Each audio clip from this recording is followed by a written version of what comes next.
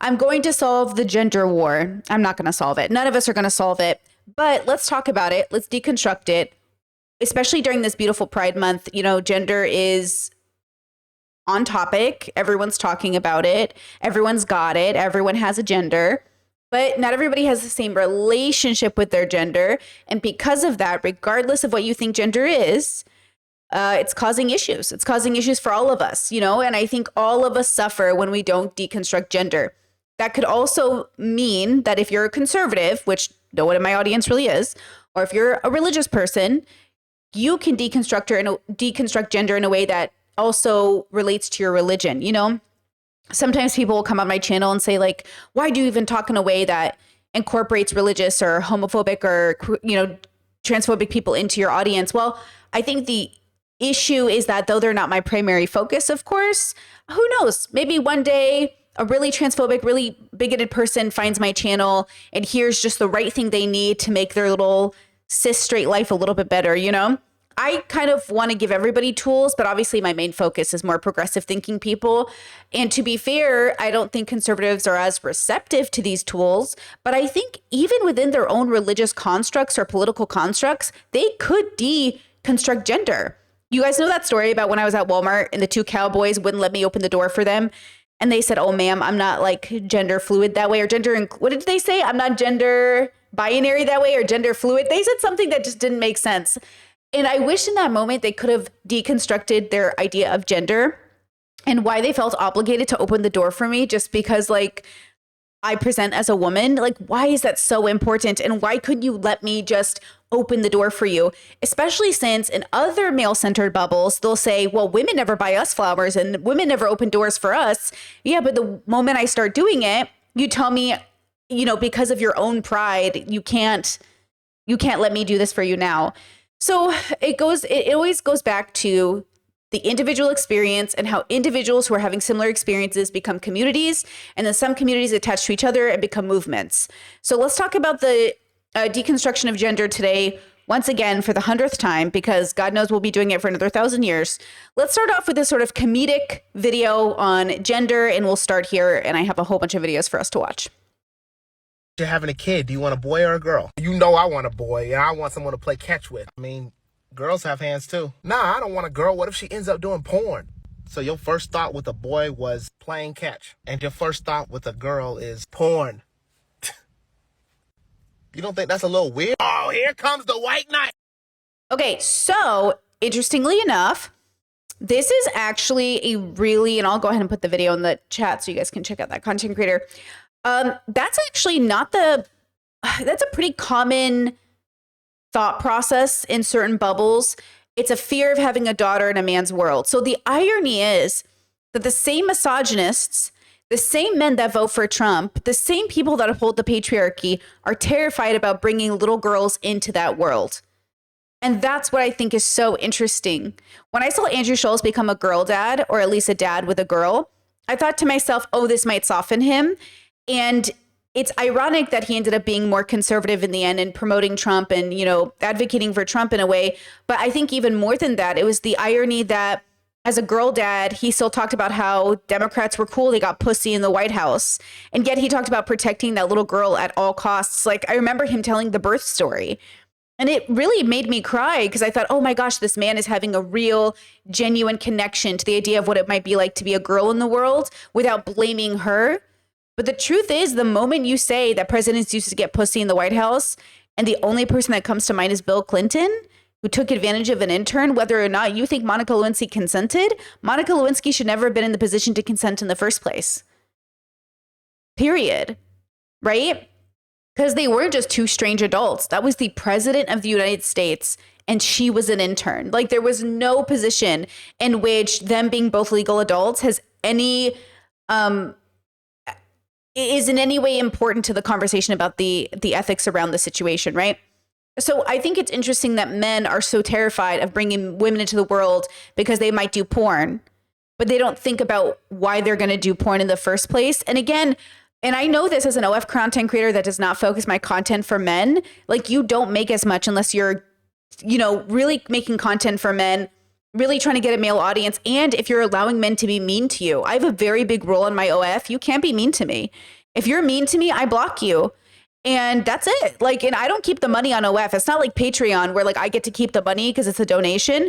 Like it's you give to the content creator, but like it's like I'm willing to lose that money and give you a refund and block you because like I don't want somebody who's mean in my content. But that's how a lot of women make money, and that's why the adult industry can be so demoralizing. It's because you have to wake up every day to mean comments, and then you allow them to be mean to you because they pay you, and then they feel entitled to be mean to you because they're paying you, and it's a vicious cycle, right? So people will say, oh, the unaliving rate amongst adult workers is actually from the work itself, without taking into consideration it's the men they have to deal with. It's the men they have to deal with. Now they'll say, yeah, but what kind of men engage in this behavior anyways? They're always going to be horrible men. But that's not true. You know, you don't have to be a horrible man to engage in adult content or adult intimacy. Like, that's not true. Plenty of good people engage in SW, right? Plenty of good people engage in adult. I think that's why I also focus. It's like I have a weird, I'm a little uncomfortable in this sense because I try to make my OF a little bit more like art focused, but it still is adult content. But then I don't want to say that as a way to say that like pure adult content isn't art or it's not good enough. But there's commercialized SW and there's sort of like the artistic SW, and both are SW in the end. But I think that when you're sort of like, it's kind of like being a YouTuber, the difference between the creatives and the guys just trying to make as much money as possible by going viral, the Logan Pauls to the FD signifiers, right? So that's how I kind of look at it, is like we fall into two different camps. And I genuinely feel under capitalism that anybody that's doing commercial work in SW or on YouTube is probably making everything more unsafe. But that's because it's allowing us to be objectified under capitalism at the expense of our consciousness and the dignity of our life and the dignity we feel when we're at work. And on top of that, it plays into a lot of really misogynistic stereotypes about gender that I think does end up exploiting everybody involved, right? Including the men who feel like because I'm men, I'm entitled to acting this way. And I think that that's really the problem, is like it's the commercial. You know what I'm saying? It's the capitalism of it all that makes it so horrible. Okay. All of this ties into gender, obviously, because how we interact with even our capital is gendered. Isn't it crazy? Our capital, of course, is gendered. So everything we do with said capital is judged through the lens of gender, okay? Here's another example of a TikTok that I saw that I thought was interesting. Is it true that more men would cheat if they had the opportunity? Yes, it is true. So in our data set, we did see that men tend to be more opportunistic. There is a cohort of men who the only reason that they're not cheating is because they think that they would get caught, or because there aren't any women who want to have a short-term fling with them. They're the sort of person who can only really have access to a romantic partner in the context of a long-term committed relationship. And so something like an affair is never going to pass them by. This might be someone who is, not particularly handsome for short-term mating, where it is really looks based. They don't really have that opportunity. And so they're very loyal, but it's because, no one's approaching them in the bar and saying that they like their hair or something. That opportunity isn't coming out. And so we do see that in some past data. Some men cheat, and when you ask them why, it's literally just because because the opportunity presented itself. This isn't to say that all men would cheat if they could. There are clearly many men who could cheat who don't. However, there are some men who are faithful only because they don't have the opportunity. Okay, so I've heard this before too. Now, obviously, this hurts the reputation of men because it implies that like men are inherently cheaters, right? This hurts the relationship what women will have with men because it creates a distrust, right? So this is just bad for men overall. But yet, most of the people who say this are men. Have you noticed that Myron Gaines talks about this a lot on Fresh and Fit? He'll talk about like, oh yeah, men would cheat. Of course men would cheat. Men are designed biologically to be with multiple women, right? But women aren't. Women aren't designed like that. So, he has a girlfriend, closed on her end, open on his, that kind of idea, right? So I think this is true for men who buy into toxic masculinity, who buy into the idea that they're biologically inclined to be said kind of man. It's interesting. I've always had this conflict with my dad growing up where listen to me. I've slept with men. I have viewed men. I have studied men. I've studied my friends' dads. I've studied priests. I've caught every man in my life looking at a girl in not a bad way or good way, just a human way, right? Just like in a human way. I've never caught my dad looking at a girl that way. And so I asked my dad, like, hey, are you demi? He's like, what is demi? And I explained to him what demisexual is. He's like, no, I find girls attractive. I was like, when? Name somebody. He goes, people. I don't know, people. And I was like, who?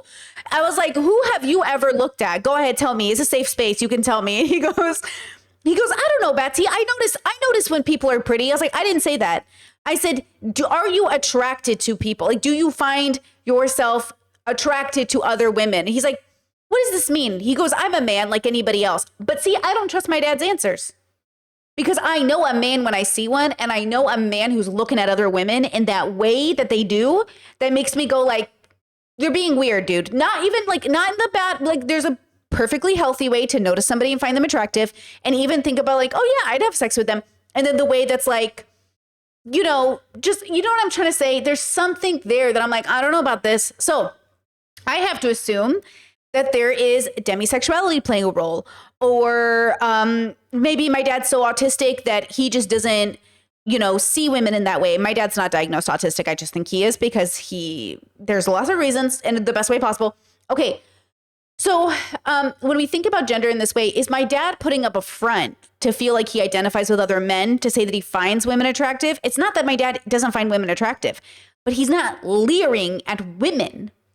He's not leering. Like, I've never seen my dad leer.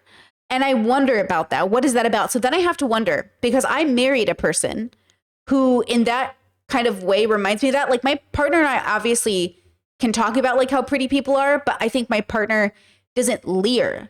To be fair, there's like demisexuality playing a role in that, where like there's not a leer. So then I kind of wonder, okay, is it the allosexuals versus the demisexuals versus the what sexuals? What's happening?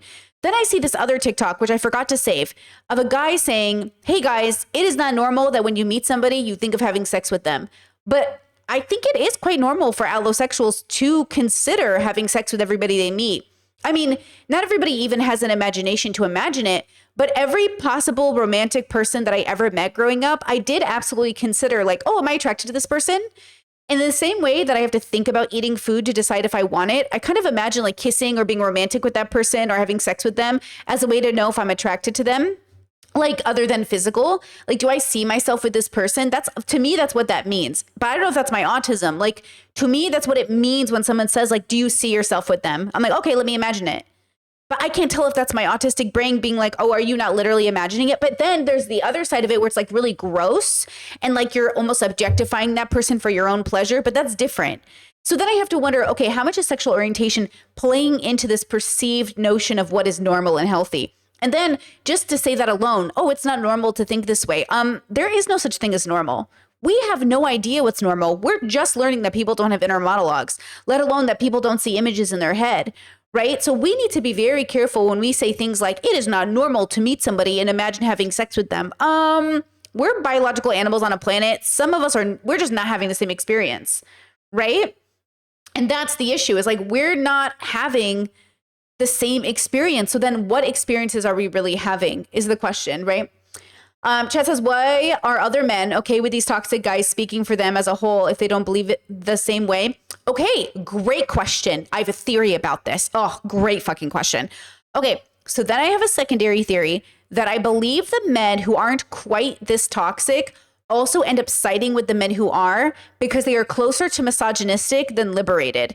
And I noticed this in my own brothers, in which they are more likely to side with men generally, even if the men are more misogynistic or toxic, because they kind of agree generally that there's something about women and men that is so different and so specific that at least that conversation allows them to exist in that way. Like, in liberal progressive circles, there is a stereotype that we don't believe there are differences between men and women. We obviously believe there are differences. We just don't believe those differences are the differences that that when the centrists say it and the conservatives say it, they're saying something different. So when conservatives say there's a difference between men and women, they are making a judgment that women are less, because that sentence is inherently rooted in the patriarchy and misogyny, right? When progressives say it, they're just saying it as a matter of fact, as a form of liberation, to say like, yeah, we're all so different. There are differences between men and women, but it's not about who can do what job better or who raises kids better or any of that. But in the conservative bubbles, when they say that, right, it's related to that. So that's why these men will end up siding, I think, with more misogynistic men, because it's closer to their general belief about gender. That's my theory.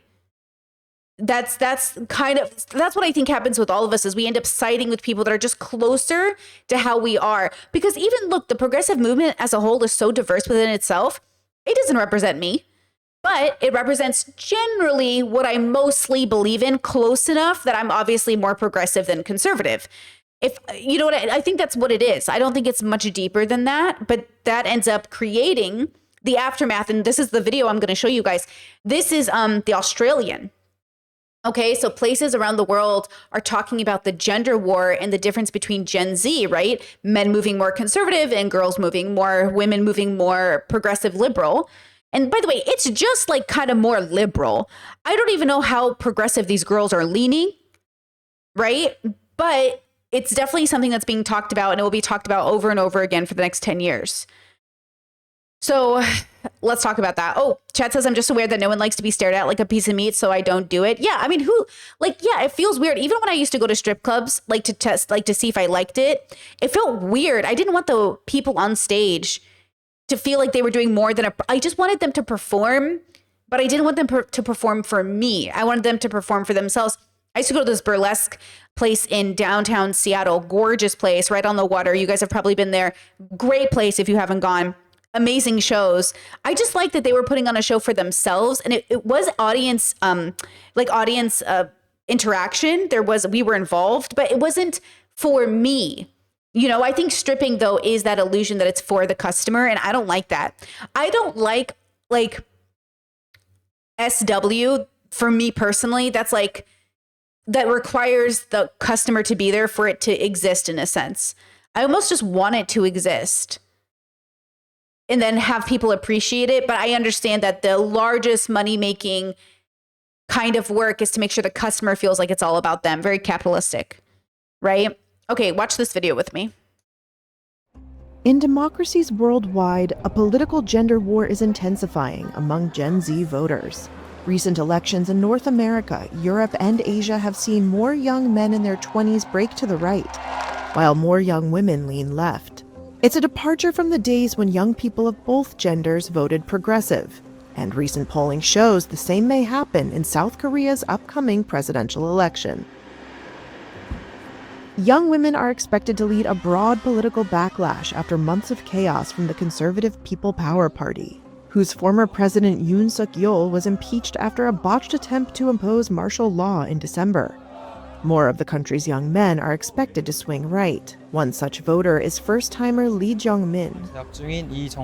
He told Reuters that while he's confused by South Korea's political polarization, he will vote for the right-wing Reform Party's candidate Lee Jun-suk on June 3rd. The candidate has vowed to shut down the Ministry of Gender Equality, speaking to an issue that resonates with men like Lee, who resent mandatory military service. What makes me angry about the society is the fact that only men are required to serve in the military. As a young man, I find this to be one of the most unfair realities of living in Korea. At the prime of their youth, at 21 or 22 years old, young men, unlike their female peers, are unable to fully engage in various activities in society. This is why we should get rid of it for everybody. Why should anyone have to serve in the military? Why not make it a volunteer? Like, volunteer for the military if you really want people to serve in it. That's the irony from these men. I know why you're upset. Do you know why you're upset? Because it makes me feel like they're always upset because they're like, well, if I have to do it, you have to do it too. If you think it's unfair and no one should do it, then why wouldn't you make it so you both don't have to do it? Now, maybe they'll say, no, we definitely need a military and people should definitely do it. Okay, then do people need to be forced to do it, or can we be volunteer? Well, not enough people will volunteer, so we have to force it. Well, then we're doing something wrong. If we have to force a military presence, we are doing something wrong as a country, and we should recalibrate what we're doing. Because they have to serve 18 months in the military.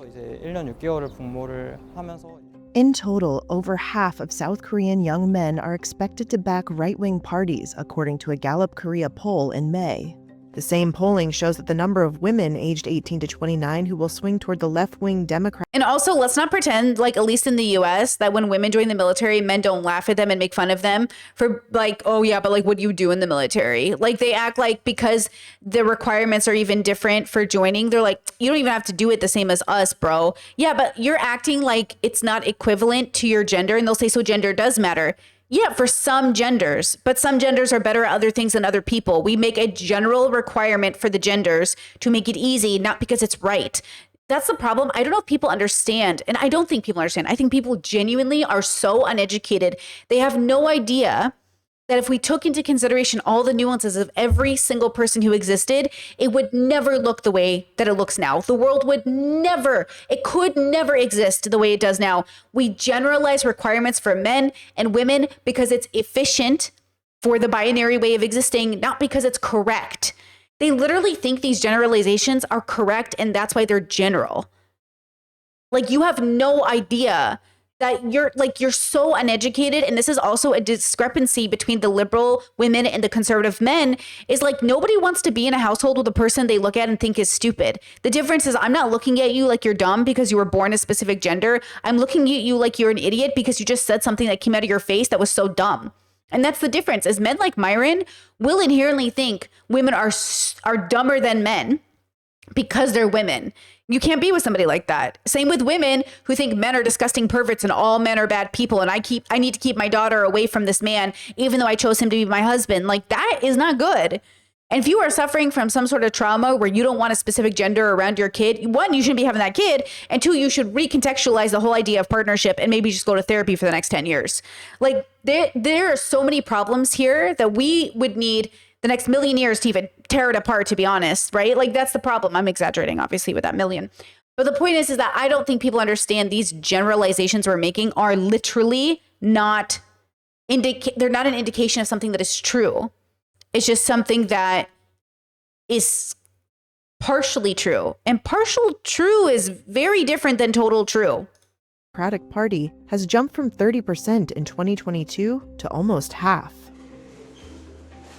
In South Korea and other democracies, Gen Z men are seeing an erosion of their relative advantage, especially since the pandemic.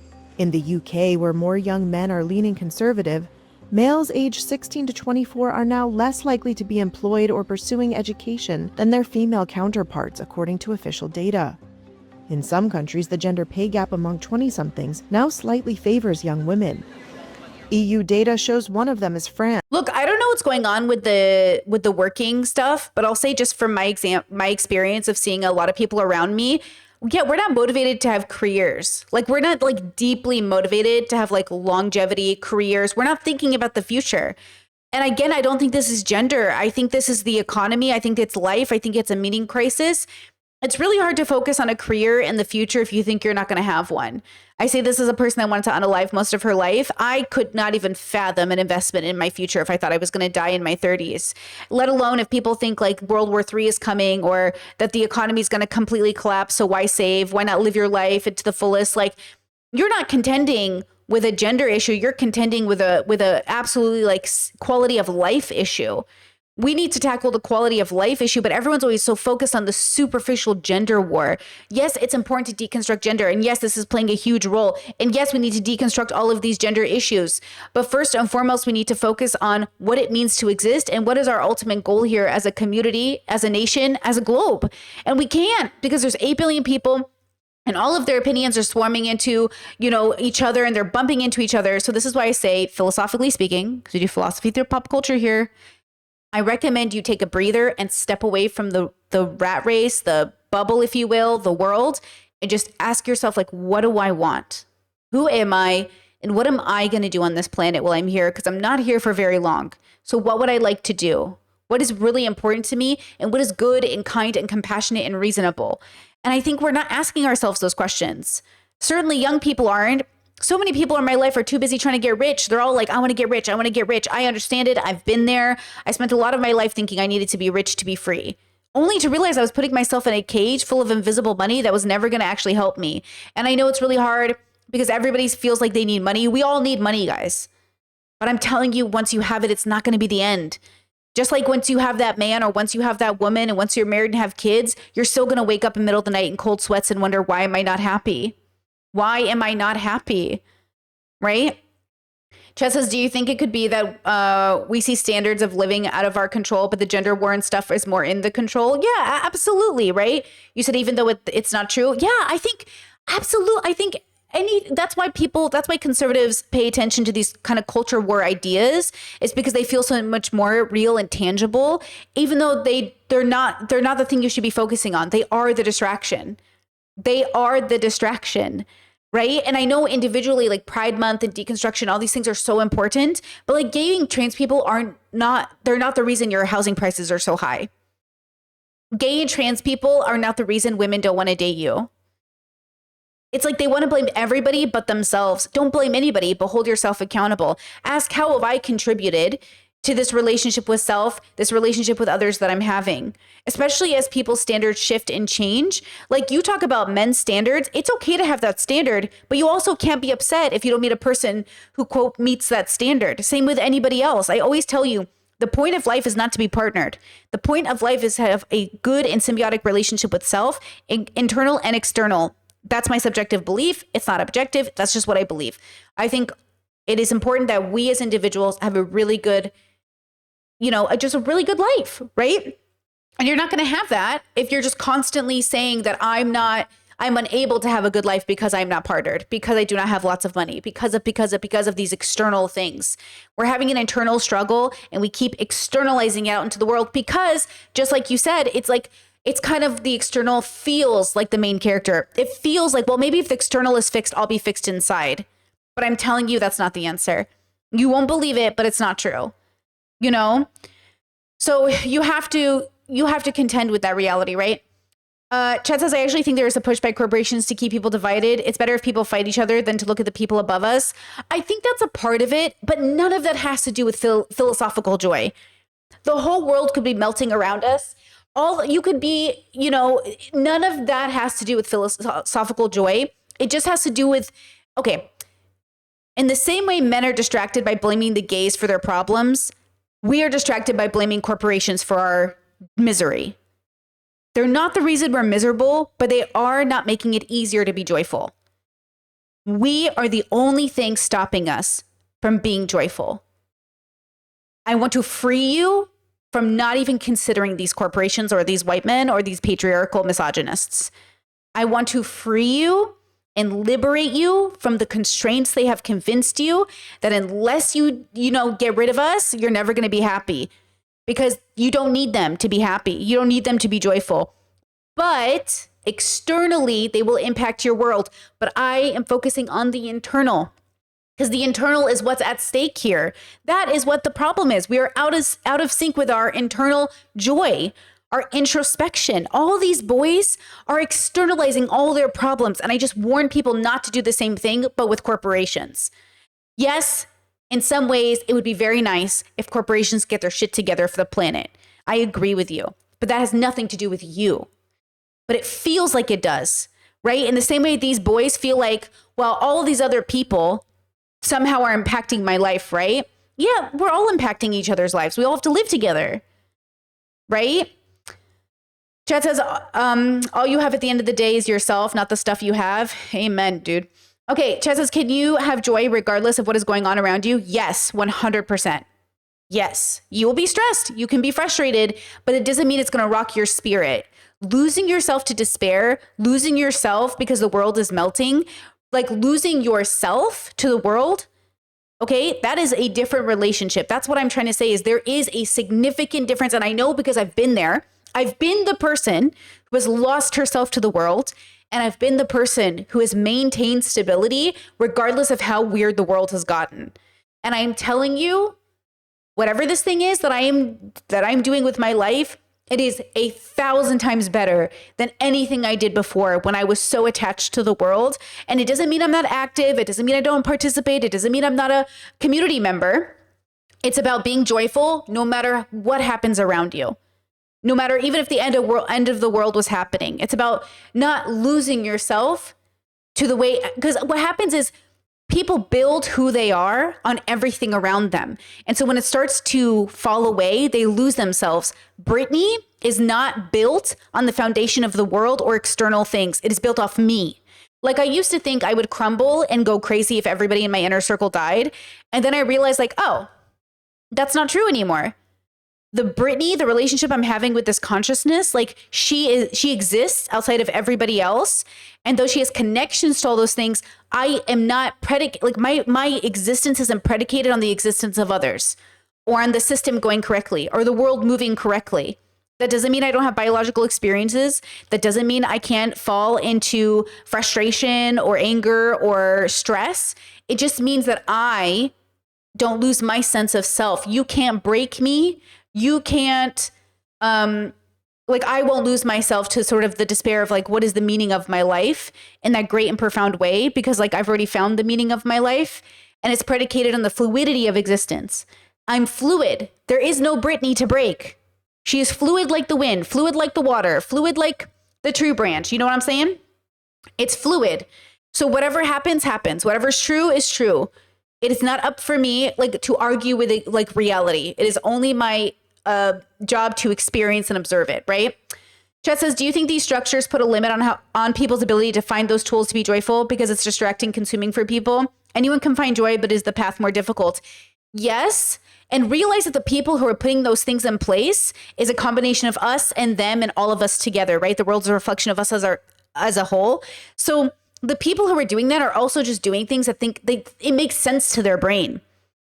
Like it makes sense to them. They're just like animals on a planet as much as anyone else is. And they're just having an experience that says, yeah, well, I'm going to build this business and I'm going to ruin the environment and I'm going to be homophobic and transphobic and I'm going to do the things that, listen to Andrea Scholl's talking to Bernie Sanders, like, y'all Democrats made us sound like men were just misogynistics and we were racist and we're just guys on a podcast. We just have a microphone. Yeah, well, that microphone is sending hateful, bigoted, like belief systems out into the world to be consumed by millions of boys who are becoming hateful and bigoted towards women and gay people and brown people and trans people. And they're going to carry that on into their adulthood. We're all making it hard on each other. We are all making it hard on each other.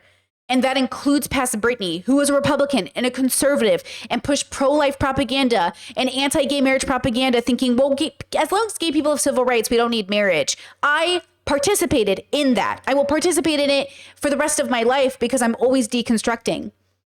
The world is a reflection of us as a whole. None of us are exempt from how bad the world is.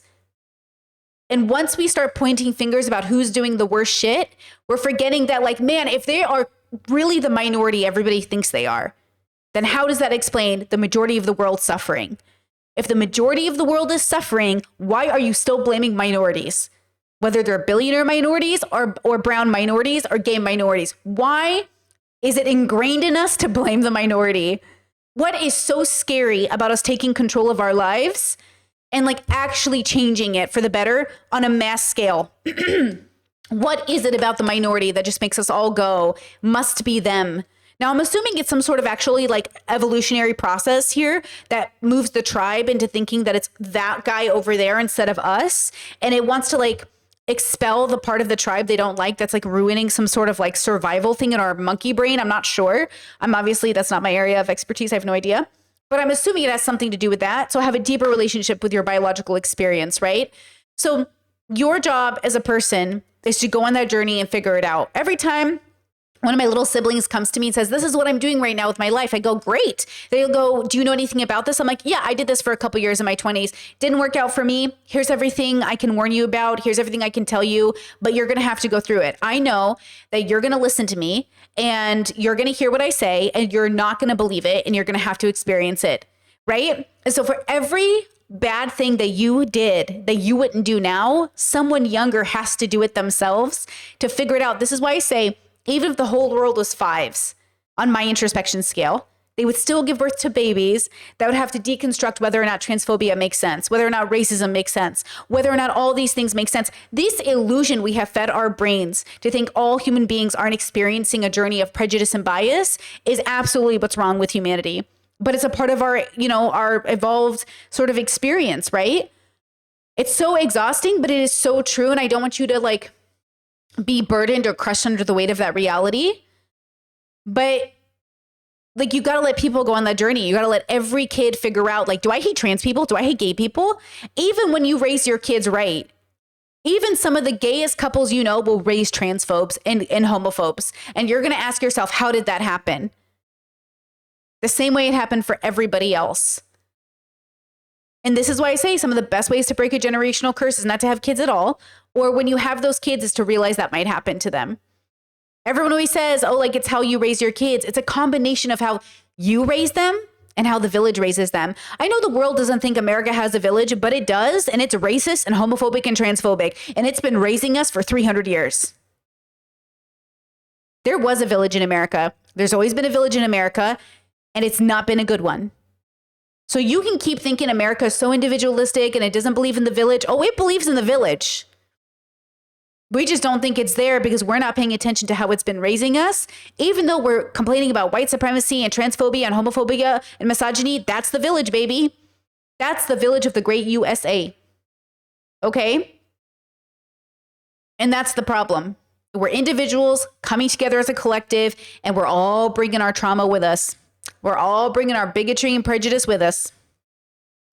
Where men aged 18 to 34 voted in larger numbers for Marine Le Pen's far-right party than women in 2024's legislative elections. Daryl Bricker is the global chief executive of public affairs at polling firm Ipsos. We're seeing issues with things like, for example, an ability to actually start families and buy homes and do all of those things that probably their parents and their grandparents were able to do quite easily and thrive on. The Gen Z divide runs especially deep in South Korea. I do wonder if people would care, if men would care. Okay, so if women are out buying homes and out graduating college faster than men, would men care if they were also doing those things? But also, are you guys not doing those things because of how y'all spend your money? Because like I've been thinking about that too. Like a lot of the people I know are really bad with money. I mean, I don't own a home, right? But like, that's because I was really bad with money growing up. And a lot of the boys I know are really bad with money. Everyone is just spending and spending and spending and spending. And they're also not trying to have careers. They're not trying to move up the corporate ladder. They're not trying to get higher up on their jobs. They're not living sort of within stability. They're not actually trying to do these things, even though some of them say they are. I feel like the energy isn't there in the same way. But then maybe the energy was never there anyways. It just felt like it was there because it felt like that's what people did. But then what does it mean for people to have lived a life in which they got a house in their 20s and had kids and all that stuff? Like, that's not a reflection of inflation and how reality works for us.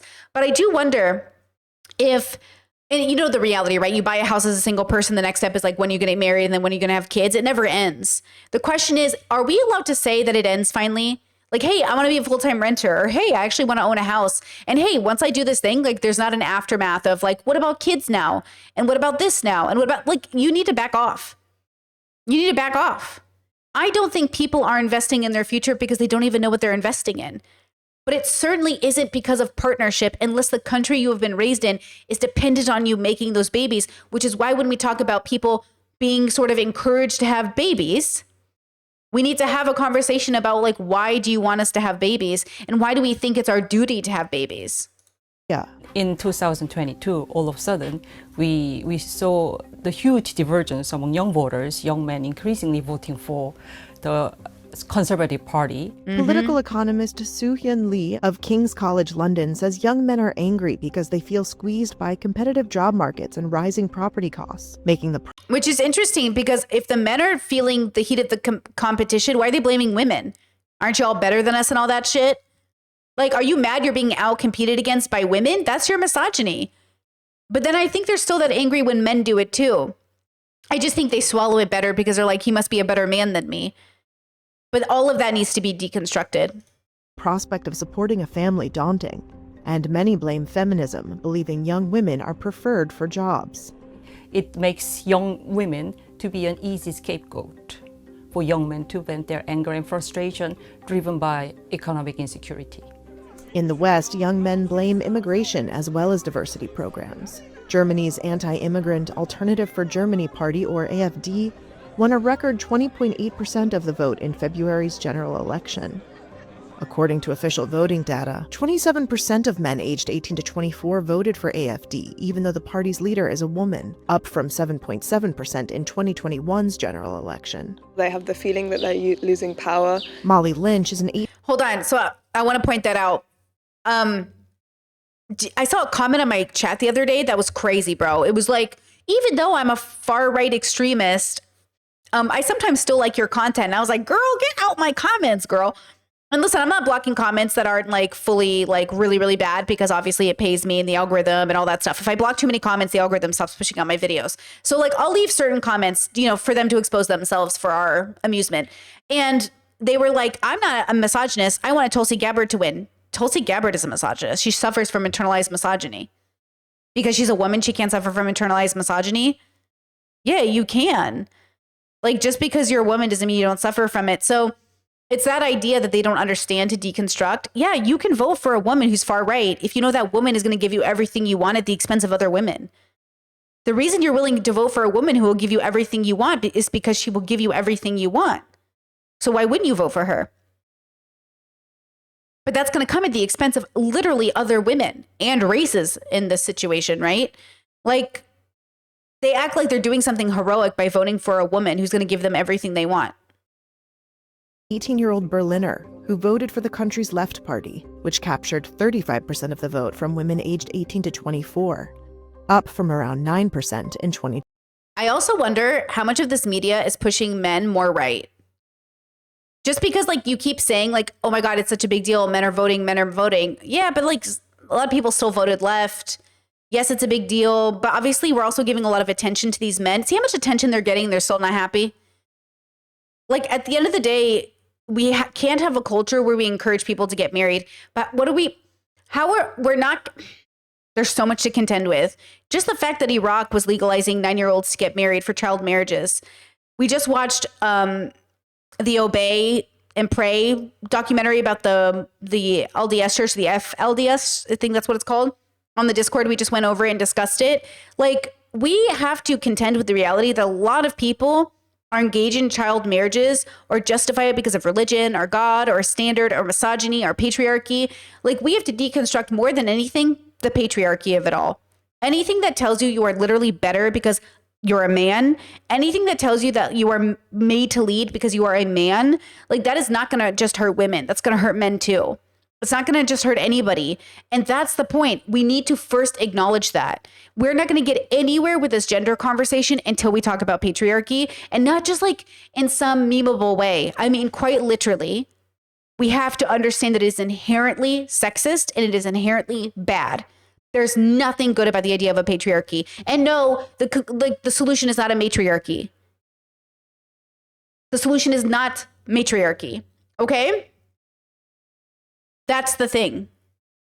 Oh, Chet says you watched The Keep Sweet, so interested in your breakdown of it. Sad I'm not on the Discord for that. Were you the one who suggested it? Somebody suggested it, and that's why we watched it. It was so good. We had a great discussion about it yesterday. It was great. So I'm glad you did that. Yeah, it was so interesting. Oh man, that was you. It was great. I'm sorry you couldn't be there, but it was great. 2021. A lot of young men are sort of falling for sort of more like sort of right-wing propaganda as well, because they feel upset. They have the feeling that they're losing power, but it's actually only losing power over women that wasn't actually equal in the first place. Thank you very much. U.S. President Donald Trump's 2024 campaign promised a manufacturing renaissance and attacked diversity programs. It resonated with around half of young white and Hispanic men aged 18 to 29, but didn't speak to young women, 61% of whom went for Democratic candidate Kamala Harris.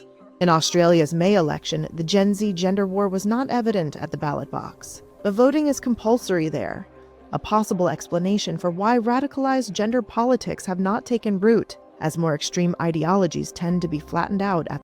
And listen, I wish I could. I think the dilemma is like every time I've tried to extend my compassion to men or any men as a group, anytime I've tried to talk to men as a group, they just don't want it. And I know when I'm not wanted. Like, I can feel it. I know when I'm not wanted. And also they kind of say it, right? They'll invite you in, they'll get your opinion, they'll think about it, but then ultimately they can't trust it. And look, I don't think this is good in women either, like in the binary sense. I don't think it's good when women, come into my chat. We had to block somebody a few weeks ago. My Discord brought this up to me as well. Like, because sometimes people come into my chat and just think like I'm always ranting against men. I'm ranting against the idea that your gender matters when you're born. So I had somebody come into chat 3 weeks ago who was like, I think men are born evil, like they're inherently bad. And I was like, look, I'm going to have to block you because my channel is not trying to push that belief system because it's literally factually, scientifically untrue. It is not rooted in any reality. And I know you're speaking from trauma and your bigotry, but it's just not real. And I want you to be the most grounded, most real, most scientifically reasonable. The issue that we're having is that the word science is so interesting, right? Because it's been so corrupted by patriarchy, by misogyny, that we have people who are claiming to be these great scientists who are just showing how anti-science they are in their own rhetoric because it's countering their own sense of reality. But that's the point. That's why it's so scary to deconstruct, is you have to decide, am I even in the most reality, right?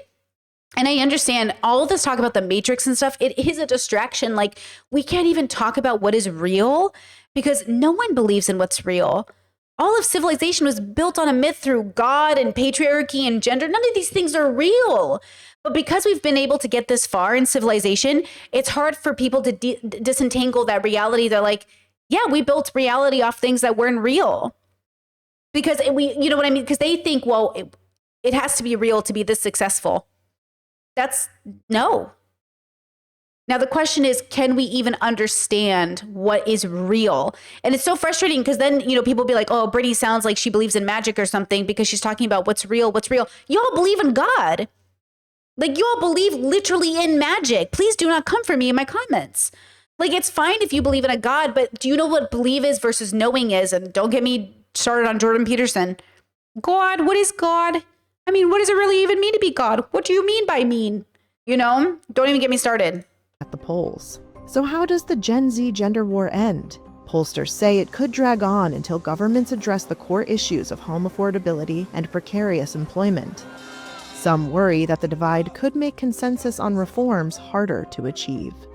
If the future generation is ever so divided among the line of gender and then refuse to engage with each other to build social consensus, I do not think we can successfully tackle these huge issues through big reforms. I agree. Okay, now I want to show you, and I've never really talked about it yet because I'm still forming my ideas around gender that I think would be actually helpful, but I think of gender as like shapes, and I think of the way we perceive shapes as sort of like really flawed because our brain, these are all different ways you can exist in the world as like different genders, but people think only these exist. And it's like, nope. And we have no reason to think only these exist, right?